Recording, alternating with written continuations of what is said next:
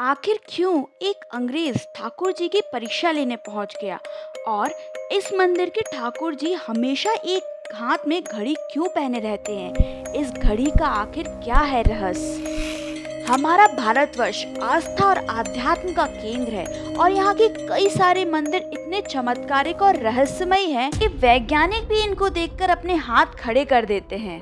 ऐसा ही एक रहस्यमय मंदिर राजस्थान के जयपुर में स्थित है, जहाँ पे श्री कृष्ण जी की साक्षात जीवित मूर्ति स्थापित है और यह दुनिया की इकलौती ठाकुर जी की मूर्ति है जिसमें उनके उल्टे हाथ में घड़ी बंधी हुई है। चलिए जानते हैं कि आखिर हमारे ठाकुर जी हाथ में घड़ी क्यों पहने रहते हैं। राजस्थान के जयपुर में स्थित इस मंदिर का नाम है गोपीनाथ जी मंदिर। माना जाता है कि गोपीनाथ मंदिर के ठाकुर जी की मूर्ति स्वयं प्रकट हुई थी। इसे किसी शिल्पकार ने बनाया नहीं था। पहले इस मंदिर में ठाकुर जी घड़ी नहीं पहना करते थे, पर बात उस समय की है जब भारत आज़ाद नहीं हुआ था।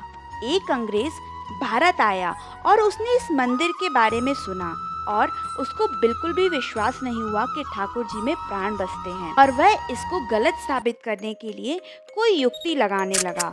वह दोबारा अपने देश लौटा और वहाँ उसने कड़ी मेहनत करके एक घड़ी तैयार की। एक ऐसी खास घड़ी जो सिर्फ व्यक्ति की पल से चलती थी।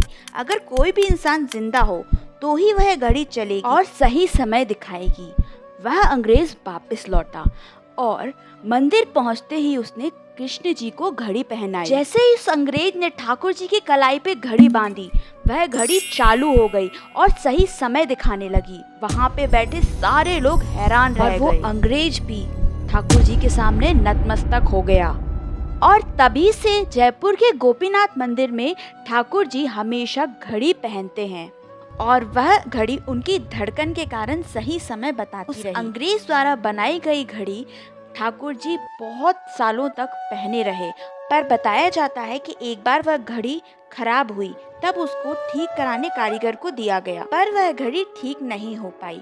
इसलिए आज उनको प्राकृतिक रूप से एक घड़ी धारण कराई जाती है। कहा जाता है कि श्री राधा गोपीनाथ मंदिर वृंदावन के सप्त शिवालयों में से एक है, जहाँ ठाकुर जी का विग्रह स्वयं प्रकट हुआ था। पर जब औरंगजेब ने भारत के मंदिरों पर हमला करना शुरू किया, उस समय गोपीनाथ जी के विग्रह को उनका एक भक्त वृंदावन से छुपते छुपाते जयपुर तक ले आया।